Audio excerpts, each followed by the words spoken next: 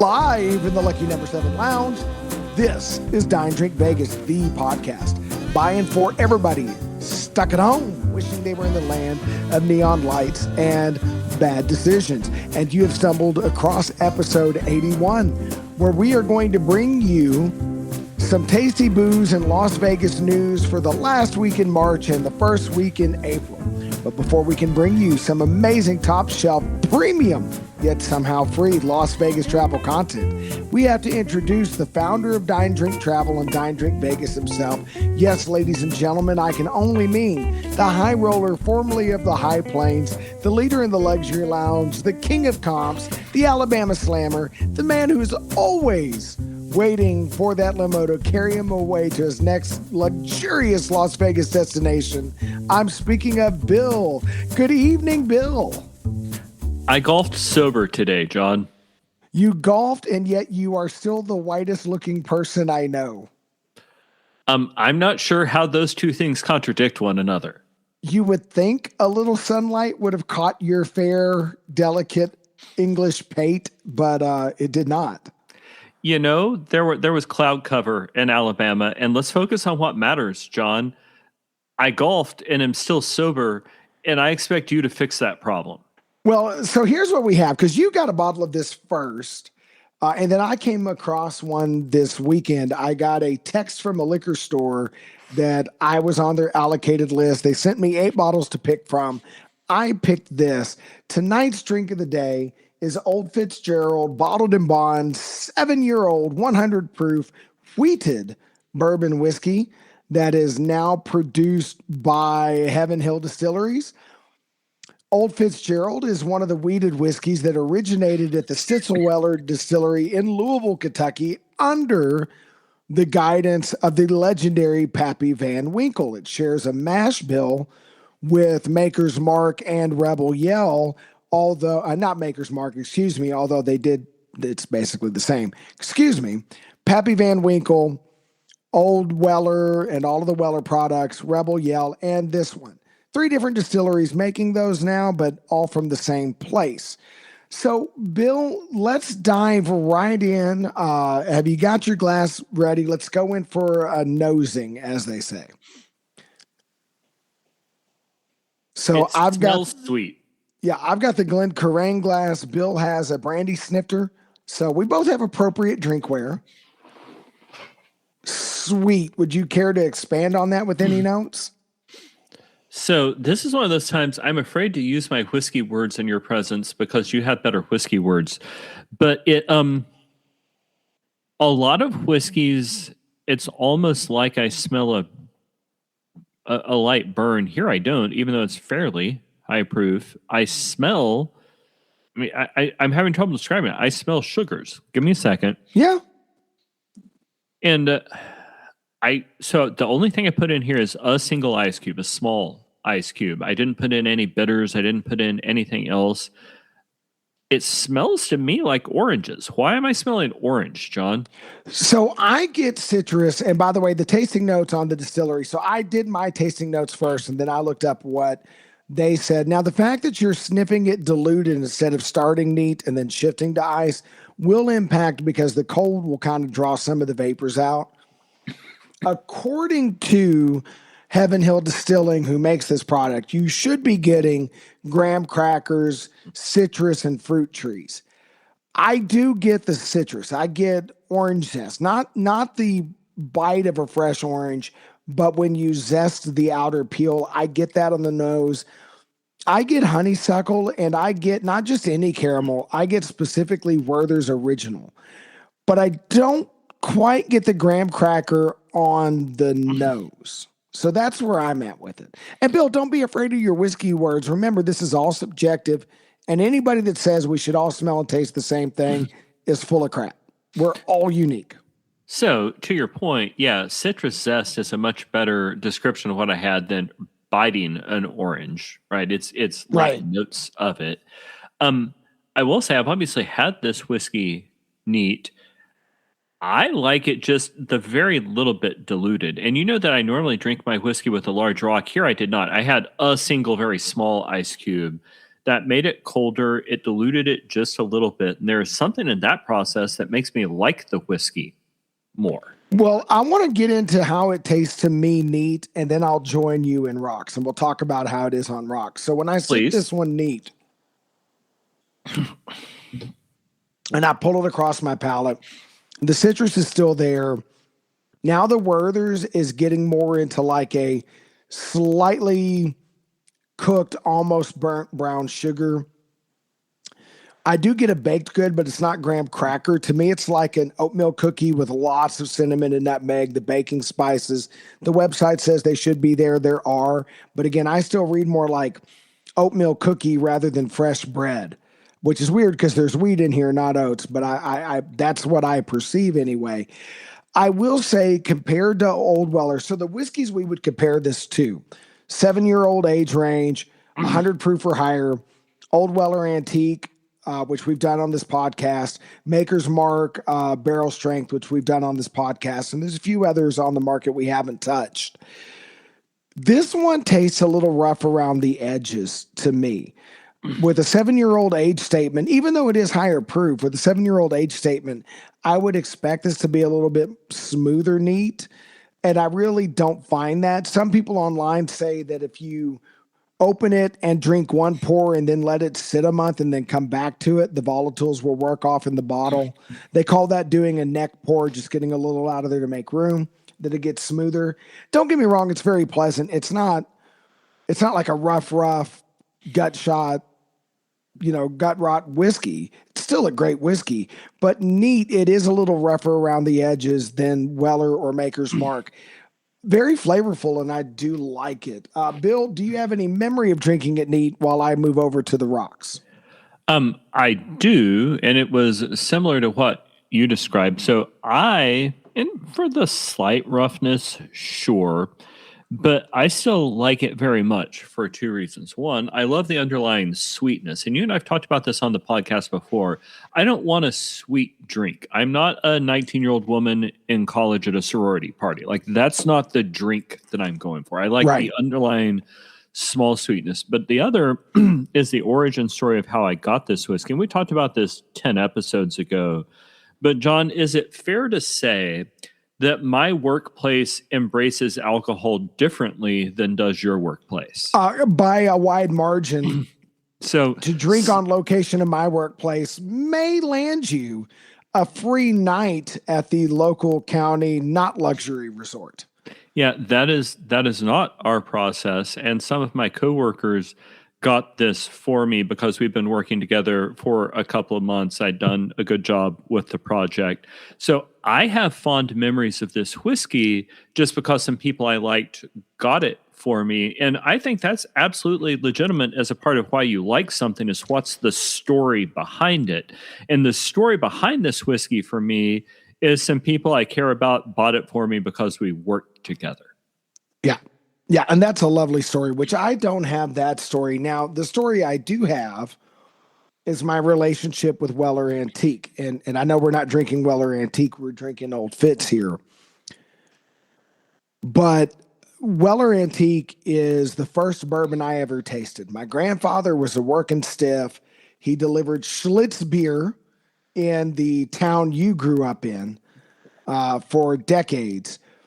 And he generally kept Jim Beam White Label in the cabinet when he wanted bourbon, but on special occasions, there would be a bottle of Weller Antique. Back in the day when it came in that plastic box that looked like a glass case, and it had the gold lining on the bottle. And I've maintained that modern Weller Antique, made in Frankfurt by Buffalo Trace, is still essentially the same whiskey, but where you age a whiskey matters. Maker's Mark is pretty much the same idea. The grain bills are very similar. That's down in Loretto. Doesn't quite taste the same.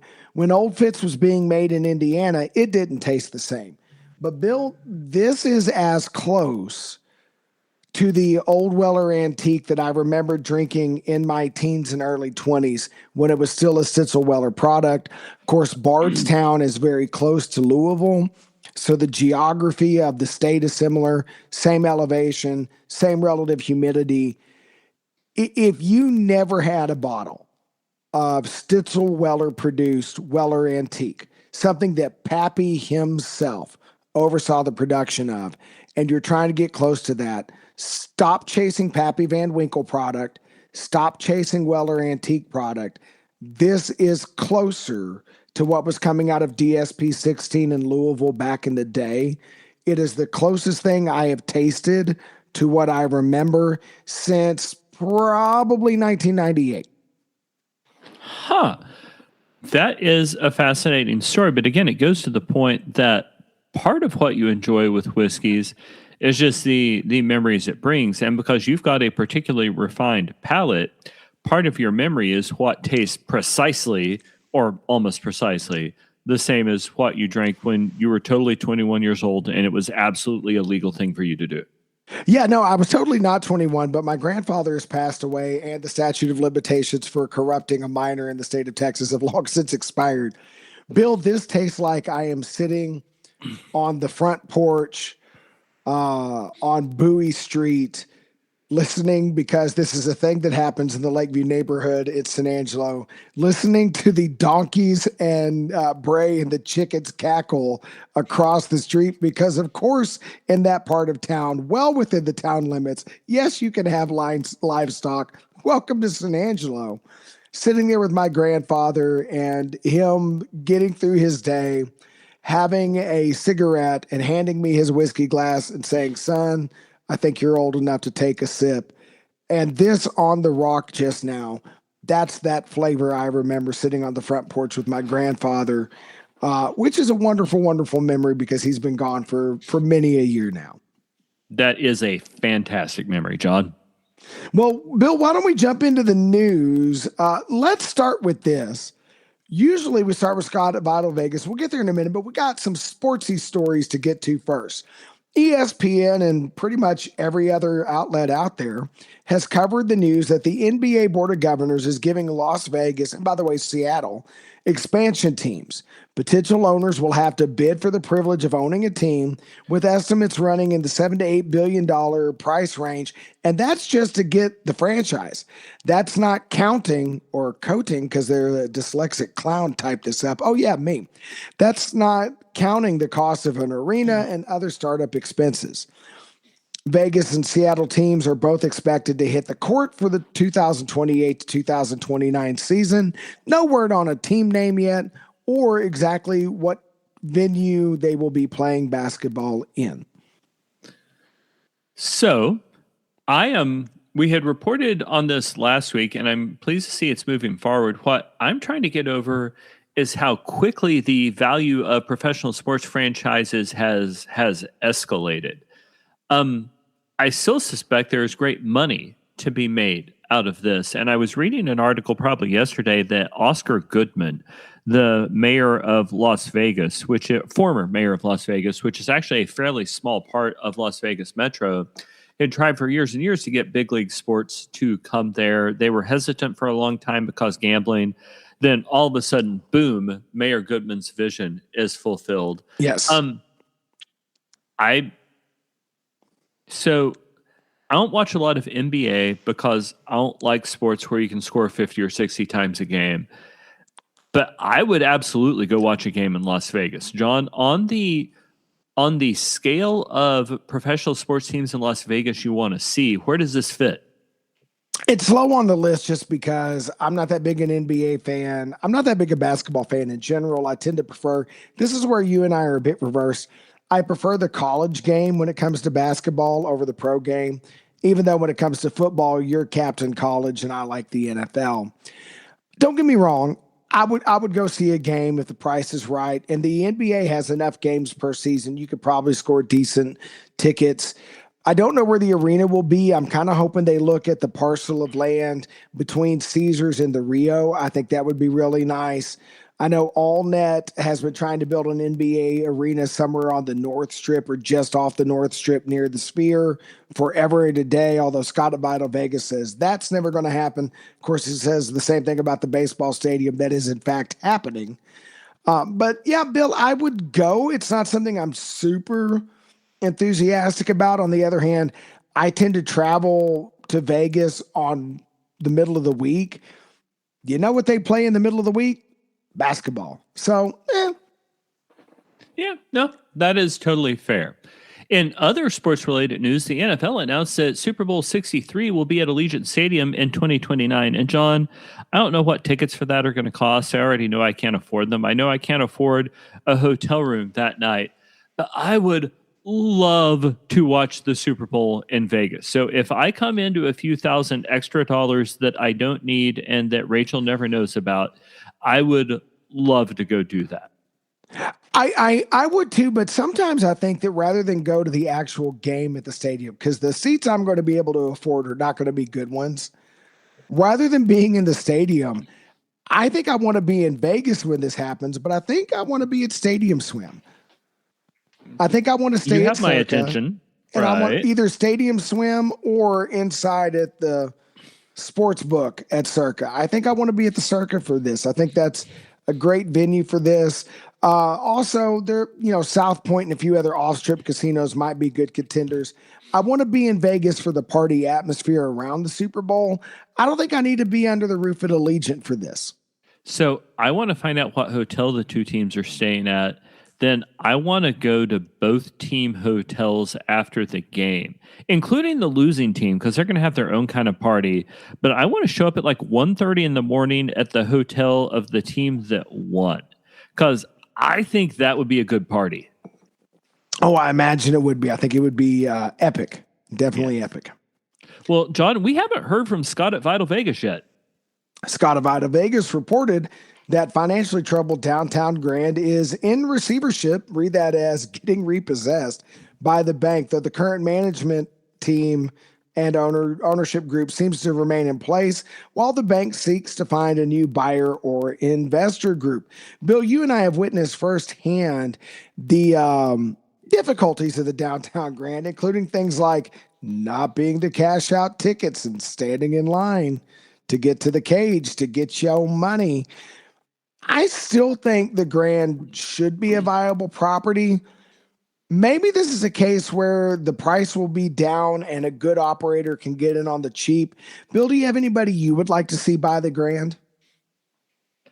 So, particular operators, no. We have talked about this before with Tillman Fertitta, Ambassador Fertitta, who owns the Golden Nugget, and is constantly threatening to expand towards the Strip. What I would love to do is see one of the Strip operators expand there and take over this property, because I hate having to choose between the Strip and Fremont Street as totally separate things where the loyalty programs never meet. So sure, I would love to see Caesars or MGM buy this as kind of a low end property to give their people a downtown option, because it's a big property. The location's not directly on Fremont Street, but frankly, that presents some advantages in some ways, because you don't get caught up in the crowds when there's a concert. So particular people, no, but that's broadly speaking what I'd like to see. So I think if it's going to be a Strip operator, I don't think it'll be either of the two big boys, simply because it's not on the main Fremont experience and they want to dominate that space. So I don't think that's going to happen. The operator, I think, on the Strip that might make sense is Phil Ruffin with TI. And I think that you would love that, because being able to maximize TI rewards, which is going to be our feature story later on, to get you some TI rewards both there and downtown. Because right now, your only other option, if you're a TI fan, is Circus Circus. And we both know you're not going into Circus Circus. So I think that would be the one. But the downtown operator I think this would make the most sense for is the Plaza. Very similar vibes in both buildings. I think Downtown Grand managed by the Plaza's team would be a winner. You have my attention. Speaking of other places which aren't directly on the Strip, Scott also shared that Tacos Del Rio has replaced Guy Fieri's El Burro Borracho at the Rio, focusing on a no-nonsense approach to street tacos and other fast casual Mexican options. You can even mix and match a platter of 6 tacos, which is a lot of tacos, with beans and rice, making a light meal for 2 or a feast for one very hungry soul. The drink menu includes $15 margaritas made with Patron, which is an absolute steal at Las Vegas prices, and other mid to high shelf tequilas, representing real value just a few blocks off the strip. So, John, I'm going to shock you. Are you sitting down? Yeah, you want to go to Rio, don't you? So, and I actually knew you were sitting down because I can see you. Because we value our listeners, we don't let them see us. I would go there for a $15 margarita made with Patron. Yeah, and a $30 taco platter you could split with another person. $60, 2 margaritas and a big bunch of tacos. I don't like any of my friends enough to share my tacos. I don't like Rachel and my children enough to share my tacos. Well, my wife and I are actually thinking about going by the Rio and doing this when we go in late June. And it's on our short list of stuff to do. My wife she likes happy hours. She likes good deals. She also likes tequila. It is going to be a tiki bar heavy trip, but we may squeeze this in. We're also thinking about doing the dinner menu over there at High Stakes. We haven't settled in yet on our meals, but yeah, this looks really good. Yeah, no, please do report back. And you know what? That may even wind up being a feature here on the podcast, John. So some good news for a change. Las Vegas, I have not had that much to drink. Las Vegas locally shared that as of Sunday, March 29th, Harry Reid International Airport is not experiencing the long TSA lines in other airports. So those of you who have trips to Vegas, you may experience a very long line getting to Vegas, but getting home will be a relatively simple and smooth process, at least if things keep going the way they are. So good for that. I will say that the TSA lines at Las Vegas have always been particularly well managed. There was one guy at the TSA check-in I bumped into like 3 or 4 trips in a row. Like it was the same TSA agent, and he would always ask me how I was, right? And they don't care how you are. They're probing for information to make sure you're not a threat to aviation security, right? And my response every time was, I'm kind of hung over. To which his response was like, have a nice day, right? What that meant in his world was I desperately wanted to sit with coffee and I wasn't going to mess up anybody's universe. Yeah. That's really all they're looking for. And also you and everybody else in that line by all odds. Yeah, no, absolutely. So in other news, a New York Times article on March 28th supports an argument that we've made before on this podcast, John. High rollers are continuing to go to Vegas, which means that total gambling revenue is, in many cases, doing great. However, folks with more limited discretionary incomes, people like you and me, have cut back trips to Vegas in response to high prices and other issues. So, John, does this track with what you're seeing about Las Vegas tourism statistics? Yes. Yes, it does. And why initially downtown was doing better than the Strip, but as the high end traffic has continued to come in and the lower end traffic has tailed off, the Strip is now holding up better than downtown. It is the whales who are keeping it afloat, but I don't think that can last forever, and Vegas is supposed to be for everybody. But I'm glad the New York Times finally figured out what we've been talking about for almost a year. You're welcome, old gray lady. That's very funny. Well, all right, what else do they have to say? So we're going to steal another one of their stories because they stole one of ours, so screw it. The New York Times is also reporting, along with multiple other sources, that the Las Vegas Golden Knights fired coach Bruce Cassidy to replace him with Tortorella. I don't know Tortorella's first name. I was thinking Torta. I live in Texas. Figure it out. The Knights have lost 12 of the last 16 games and are at risk of missing the playoffs. Cassidy coached the Knights to a Stanley Cup championship in 2023 during his first season with the team. And his 178, 99, and 43 record with the Knights ranks as the 5th best in the NHL over that time span. Bill, neither of us are hockey experts, but when is it time to let go of a coach who's been successful in the past, but is seeing diminishing returns? So it would be super hard for me to fire a coach who won pretty recently and still is winning not 2/3 of his decisions, but 178-99. That's a lot more wins than losses. I would have been pretty hesitant to fire this guy. Yeah. Because you never look at, so I'm going to nerd out for a second. I know you're shocked because I've never nerded anything ever Never. before. But just this once I will. Statistically, you always want to look at smaller samples rather than larger samples.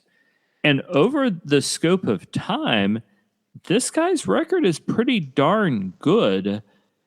I'm struggling to come up with a reason for having fired him. Maybe some ninth level hockey nerds will chime into our comments on whatever platform or hit us up on social media and explain this to us. So I do hope, folks, that you will respond on any of the social media platforms you can, because we love to hear from you, and it really helps our podcast grow. One of the places in particular you can comment is on YouTube and YouTube Music, where this gets released as a podcast, and I'm trying to do a better job of keeping up with the comments. But yeah, tell us what you think. In other news, Vegas Publicity reports that Weezer and Friends will headline at T-Mobile Arena on October 23rd. And say it ain't so, John. Are they actually going to leave Beverly Hills and come to Las Vegas? Well, keep fishing if you want some concert tickets, but I think they'll be there with everybody except for Buddy Holly. Oh, well played, sir. So I don't know why, of all the concerts we've mentioned on this show, this is actually one of the ones I'm more interested in attending. Yeah, it is very close to what will be my 52nd birthday. Due to the nature of my job and the time of year that I tend to be working, I don't think I can get there, but I am darn sure going to try. By the way, Bill, what is your favorite Weezer song? So Weezer's not one of those bands that I listen to all the time, but I've heard a lot of their songs. Yeah, you're Gen X. Yeah. Yeah, sure. I mean, so probably Buddy Holly is the one which is easiest to just like sing along to. But Beverly Hills, Say It Ain't So, several others absolutely make sense. Like if it comes on the radio, I just reflexively start singing. Yeah, I there's not one of them that I don't like. Keep Fishing is probably my favorite, not just because when my children were little, the music video, which was shot with the Muppets, made them cackle and laugh, which made my soul feel pretty happy. Well, Travel Zork reported that if you are too young for Weezer, this might be right up your alley, but Bill, we're too old for this. Travel Zork reported that the Omnia Day Club, the new pool and party venue, which Omnia has been around before, but it's getting moved at Caesars. It's being built right out front at Caesars, right by the sidewalk along Las Vegas Boulevard. It will be open in May 16th. Bill, do you have any desire to be the fat old guy in a Speedo at the day club with all the 20-somethings? I have a decent opinion or respect rather, for the opinion of others. So I don't wear Speedos. Thank you very much. And you know what? I know where I do and don't fit in anymore. And I'm pretty sure this day club's not going to be it. When I was at my country club earlier today playing golf, even though I was sober, probably my crowd, probably where I fit. This day club here, nobody wants to see me there, man. I mean, no. That's not a thing that's going to happen. Yeah, but if you're a young, good-looking 20-something and you're listening to this podcast because you're stuck in the car with your fuddy-duddy old dad, go to Omnia. I think that works out well for you. Yeah, go to Omnia, and I promise I won't be there to ruin your day. Neither will I. Yeah. Me and my John will go elsewhere. Oh, I can't unsee that image. Please move on and talk about our Vegas WTF segment while I pour bleach directly on the inside of my brain. So rarely do I do this, but I'm actually going to quote from NBC News because I think they did a really good job with this. In a lawsuit filed Monday, which today, singer and columnist Maureen Wade claims that Taylor Swift's album and her newspaper column-themed show titled Confessions of a Showgirl includes too many similarities filling in the blanks with her own work. Both share the same structure. Swift's is Life of a Showgirl, hers is Confessions of a Showgirl. The same dominant phrase, blank of a showgirl, and the same overall commercial impression, says the complaint, which was filed in the U.S. District Court for the Central District of California. Both are used in overlapping markets and are directed to the same consumers, assumingly Swifties. Okay, folks. Yep. The phrase, the blank of a showgirl, is apparently this woman's sole property, or so she says.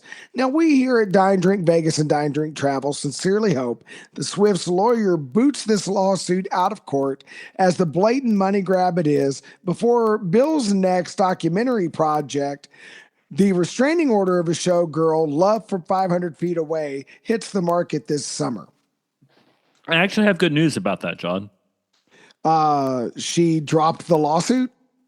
No, the judge will now let me get within 400 feet. It's fine. 400 feet. 400 feet. You know, Bill, when you see the girls out on the strip to get their pictures taken, you cannot put one in the fireman's cradle and run down the street with her. It turns out I am old enough that that's not interesting to me anymore, right? Like I've already got one girl at home. I legit have no idea what I do with a second. Yeah, why would either of us want to disappoint any other women but the ones we're already married to? Oh, yeah. It's good times. It's not just that we're morally opposed to infidelity. It's just that we're practically opposed. Right, yeah. All right. So, Bill, tonight's feature story is one that you brought up. I understand that you got some offers from TI and you've been reading up on their new rewards program, and you had some thoughts you wanted to share. So I do, and I guess the first thought is going to be why I like TI so much. It's a little bit north of the center of the strip, but the location is still great. When the Mirage was open and when the Hard Rock eventually reopens, it'll be an even better location, but the location is great. The hotel is friendly. There are some cheap drinks. It is a very relaxed vibe. It is great gambling rules. It is the best table gambling on the Las Vegas Strip. So I generally just like TI. John, is this a place you've ever stayed? I have never stayed at TI. I have spent time in there. You know, we did several guys' trips to the Mirage, and my wife and I stayed at the Mirage on two different occasions. And when you were staying in the Mirage, it was hard not to go into TI. And I will say that the video poker odds at TI, at least in those days, were better than what you could get at Mirage or across the street at the Venetian. So like you, I am not a table gambler, but like you, I do enjoy, especially that big bar in the middle of the casino. I like to sit there and play video poker. I just enjoy it. The video poker odds aren't as good as downtown, but they're better than most other spots on the strip. The bar service is usually friendly. They do the light. You have to have so much in to get a free drink, but they're pretty generous with that. They're not as stingy about how much money's got to be in and how fast you play. And occasionally, I like to have a few drinks, stumble into Gillies, and tell people from up north that, yes, I am a Texan. And even though I'm a bad dancer, I could teach them how to two-step. And I can't, but they don't know that, so I do. And then I like watching drunk people go flying off the mechanical bull. What's not to love about TI? TI is phenomenal. One of the other things that I like about TI, and we'll get to the main story here and what their new rewards program actually is.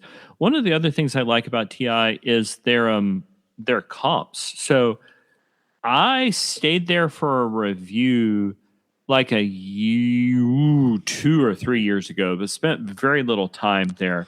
I haven't gambled more than a few hands there in years. And I got a flyer, I don't know, a couple weeks ago.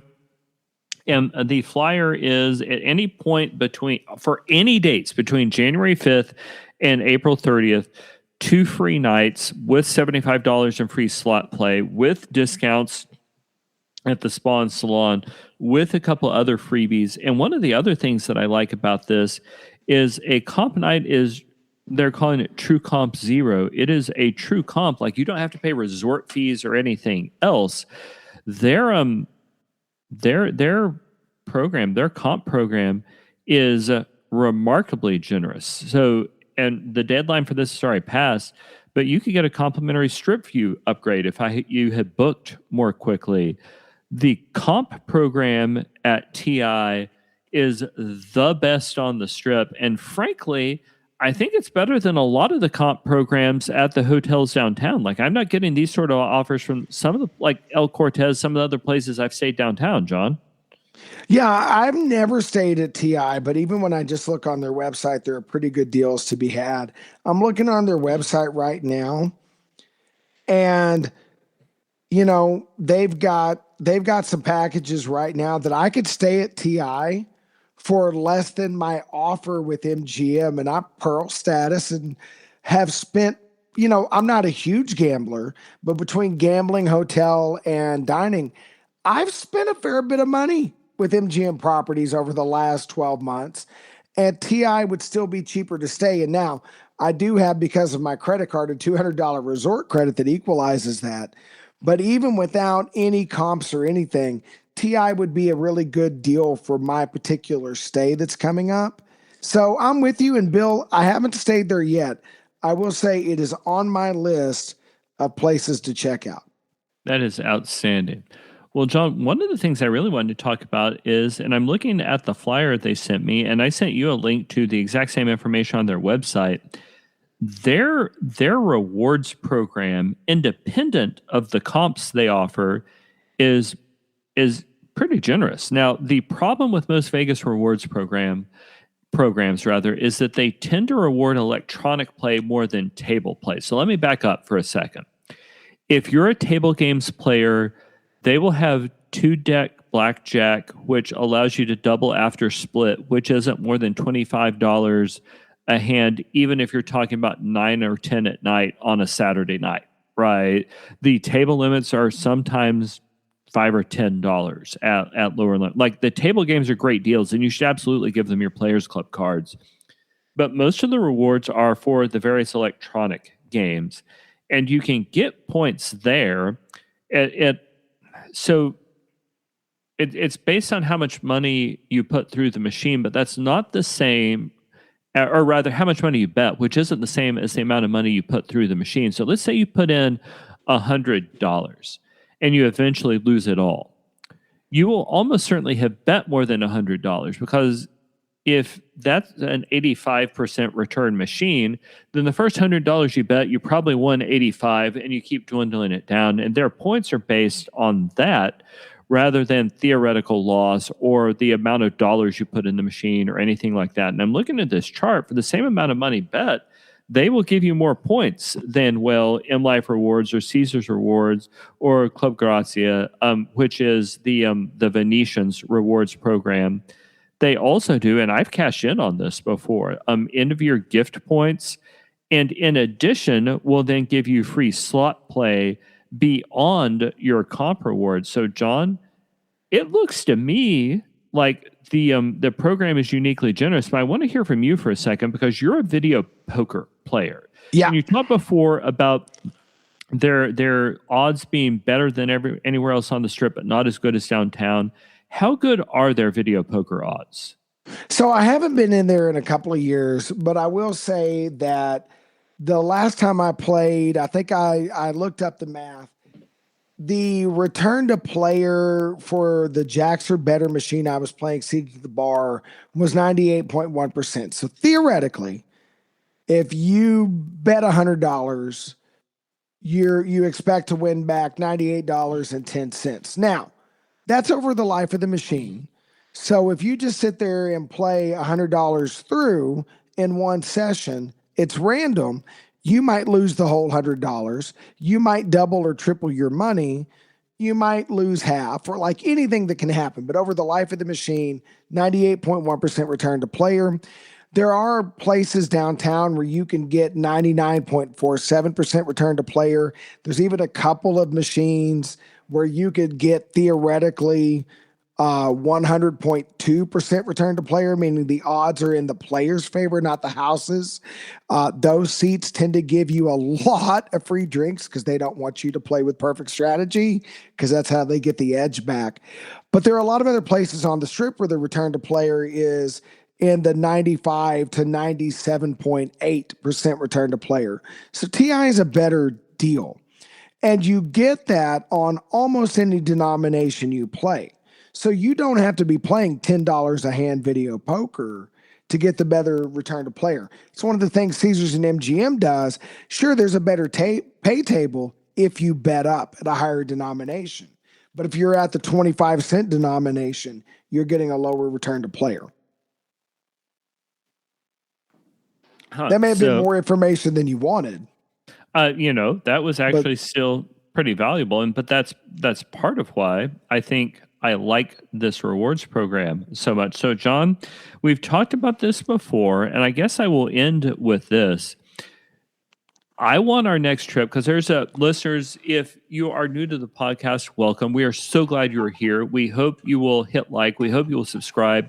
We hope you'll leave us a comment in the comment section of whatever platform you listen to us on, because that would really help us grow. And if you've been here for a while, thank you so much. We really appreciate that. But listeners, if you've been with us for a while, you know that I've wanted to, there's a group of us who goes, we call it the guys trip, but there's a group of us who goes to Vegas most years on Labor Day. Sometimes the date shifts a little bit. And I've wanted the next trip to be to TI, and John has wanted it to be to the Rio. John, given how insanely generous the comps are at TI, is Rio still your choice? Well, I would need to go look at Rio's point structure, but I will say I definitely want to gamble at TI at a minimum. And here's the thing for video poker players. Well, let's say you're a slot player, because I want to drill in on this. So you and I tend to do a lot of stay at M Life. To get an M Life point, you got to bet $3 on a slot machine or $10 on video poker. At TI, it's $1.50 a point for slot and $4.50 for video poker. Caesars, it's $5 on slots and $10 on video poker. In other words, video poker players get treated better at TI than slot players at Caesars. So, Bill, I do want us, for science sake, I think we need to look up Rio's point structure, and we won't do it this episode because this is going to get long. We'll circle back and do that comparison somewhere down the road. But I absolutely want to gamble here. I'm not against staying here. I still want to get into the Rio at some point, but if we do TI first and give Rio another year or two to continue to rehab their property, that's okay with me. You've sold me. Although I will say, the case for doing Rio first is we put off TI until the Hard Rock opens. That's a good argument, particularly if I can drown my sorrows in some Patron margaritas at a price that doesn't make me hate my soul. Indeed, yeah. Or we could, for TI, we'll drink Lone Star beer at Gillies. Either way, we'll be fine. Well, John, is that probably about it for this episode? I think it is. So, Bill, why don't you tell the listeners where they could find more Dine Drink Vegas and Dine Drink Travel content? Folks, you can find us on YouTube at Dine Drink Vegas, where we bring you short and focused videos, which are designed to help you plan your next trip, something like 5 or 10 minutes on a particular restaurant or a particular hotel route. You increasingly can find more of our content on Dine Drink Travel, where I talk about my trips to Ireland, favorite bars, and critically things like airport lounges, including the ones in Las Vegas. You can also find me on essentially every social media platform at Dine Drink Travel, but the most important of those is probably X, because that's where you can find John. I'm at Don Drink John. I would love to chat with you about Las Vegas, about my beloved state of Texas, about coffee, about adult beverages, and about the constant train wreck and false hope that is my beloved Dallas Cowboys. We're so glad you took the time to listen to this episode. If you've got a friend who needs help planning their next Vegas trip, or an enemy that hates listening to old, fat, white Southern guys drink and talk on end, either way, please share our podcast with them. Post a link to it on whatever platforms you enjoy and get the word out about our podcast. Help us build an audience so we can keep bringing you this amazing content for years to come. Thank you so much for listening. And until the next episode, happy travels.